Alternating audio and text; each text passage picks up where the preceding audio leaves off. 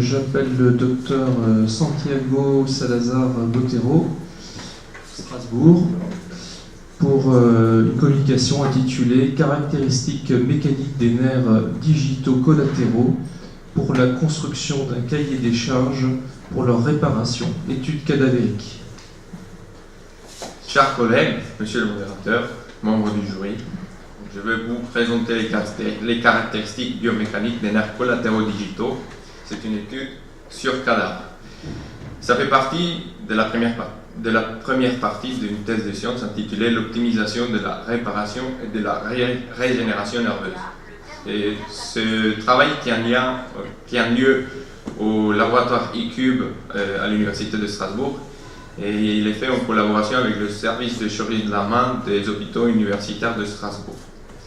Je profite quelques secondes pour me présenter. Je suis chirurgien orthopédiste thésé en Colombie. Je suis arrivé en France en 2015 au service de chirurgie de la main du professeur Rivernon en tant qu'observateur. J'ai eu l'occasion de travailler avec un groupe de biomécaniciens et chirurgiens à la fois, ce qui est en phase avec mon projet professionnel. Et à la fin de ce stage, j'ai postulé pour un poste de doctorant à l'école doctorale pour pouvoir poursuivre la thèse de sciences.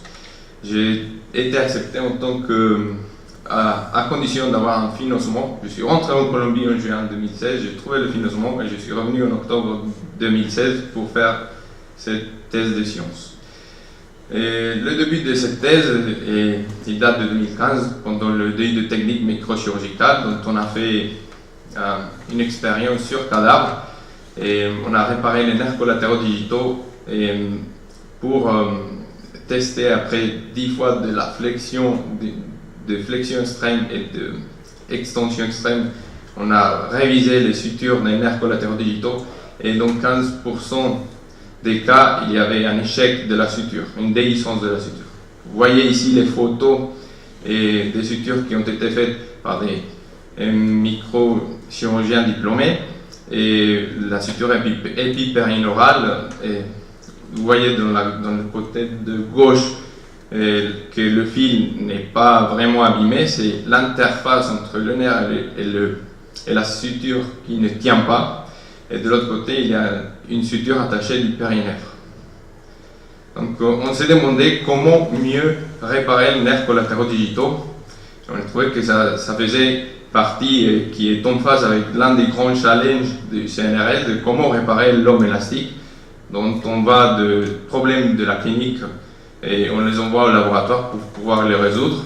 Et cette optique de mécanicien au laboratoire, et on doit se demander d'abord, pour résoudre ce type de problème, quelles sont les caractéristiques mécaniques d'un nerf sain. Je suis allé dans la littérature chercher s'il y en avait déjà des caractéristiques mécaniques des nerfs périphériques en général. J'ai trouvé plusieurs modèles, surtout des modèles sur des nerfs sciatiques des rats. Et j'ai trouvé 24 études, mais de ces 24 études, 8 décrivaient vraiment les conditions des tests biomécaniques qu'ils ont fait. Et comme vous voyez, il y a beaucoup d'hétérogénéité dans les protocoles et dans les résultats. Donc je suis allé chercher spécifiquement s'il y avait des caractéristiques sur les nerfs collatéraux digitaux.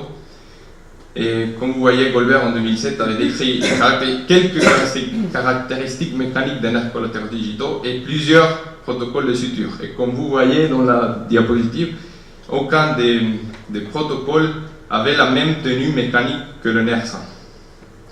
Donc, les données connues qui ont été fournies par l'étude de Goldberg, c'était la force ultime, la rigidité, le déplacement et la contrainte ultime. Mais le module d'élasticité n'avait pas été décrit, la déformation non plus, et la masse volumique non plus. Donc, pour aller chercher ces données qui manquaient, nous avons utilisé une machine de traction. La masse volumique a été mesurée par un pygnomètre, et on avait fait le traitement d'images, de statistiques et graphiques avec des logiciels gratuits. Premièrement, avant de nous lancer chez l'humain, on avait testé plusieurs protocoles de préservation sur 9 solutions différentes, et puisque la littérature n'était pas claire là-dessus, on a testé 72 nerfs sciatiques des rats, lesquels on a repérés en proximal par un fil court et en distal par un fil long pour les placer de la même façon dans les morts. Cette étude nous a donné comme résultat que le sérum physiologique était une solution apte pour préserver les nerfs en tant que leurs caractéristiques mécaniques, et on déconseille fortement l'utilisation du formol, du glucose 30% et de l'air comme milieu de conservation. Après, on s'est lancé sur les nerfs collatéraux digitaux. 44 nerfs collatéraux digitaux ont été prélevés par des incisions prunaires. Ils ont été placés de la même façon à chaque fois dans les morts.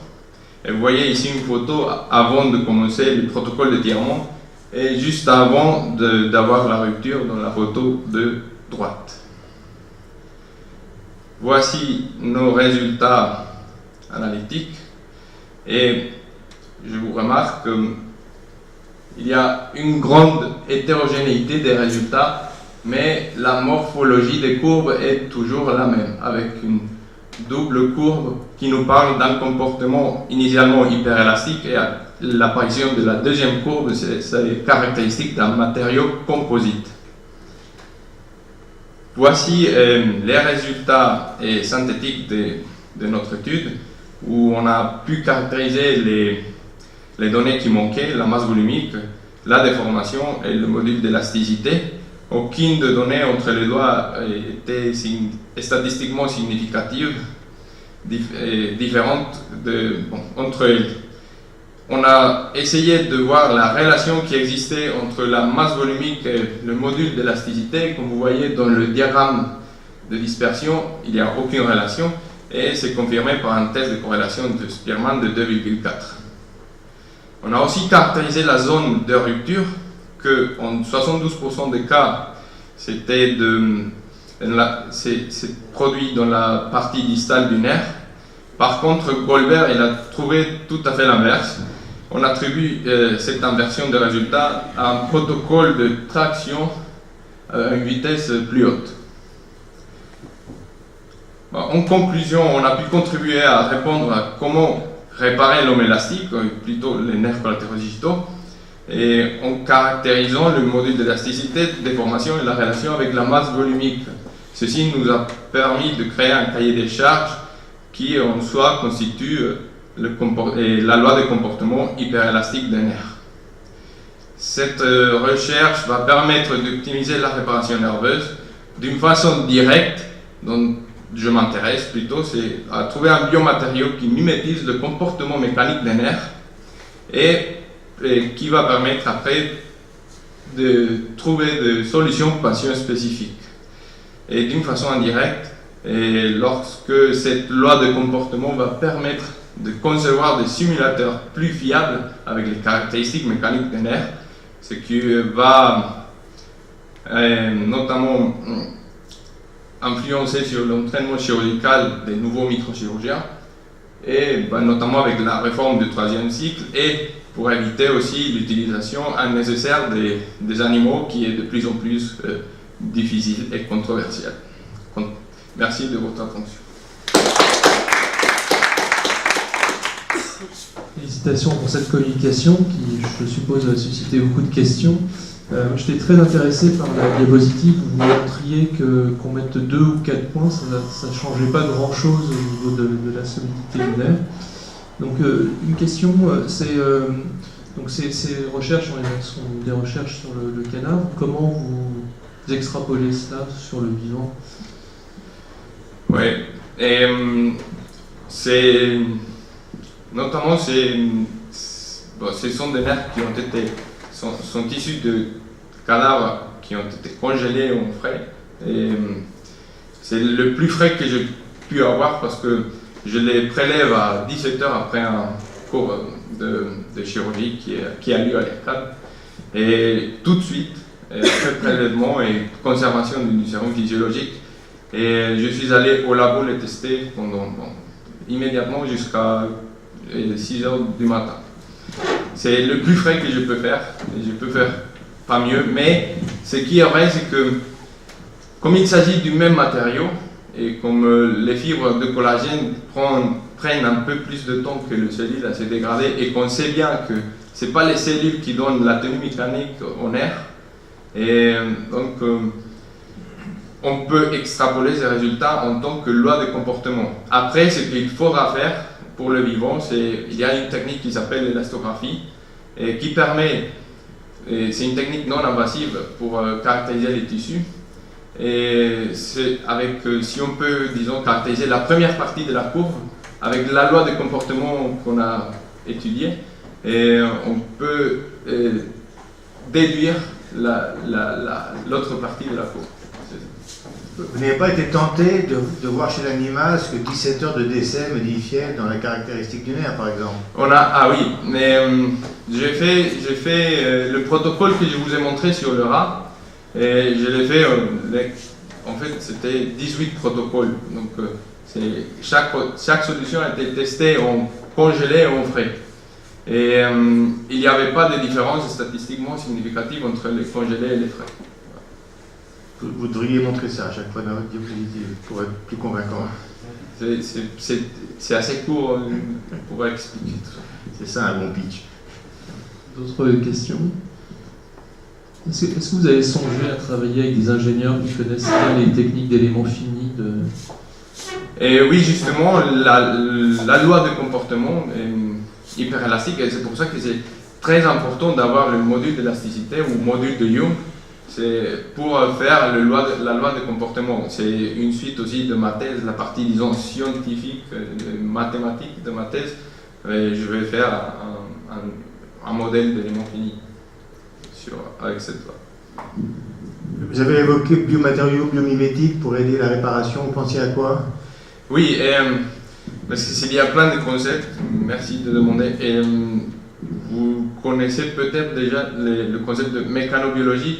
C'est un concept développé à Paris, en fait, et il s'avère que les cellules, elles ont la capacité de sentir le matériau. Ouais. Par exemple, ils préfèrent un matériau plus dur pour se déplacer. Mais aussi, si vous prenez une cellule souche dans un matériau et vous la mettez dans un matériau qui a un module d'élasticité qui est égal à celui de l'os, elle va devenir une cellule osseuse. Donc on essaye de faire ce lien aussi pour aider à la régénération nerveuse. Merci. Merci, muchísimas gracias. Merci à vous.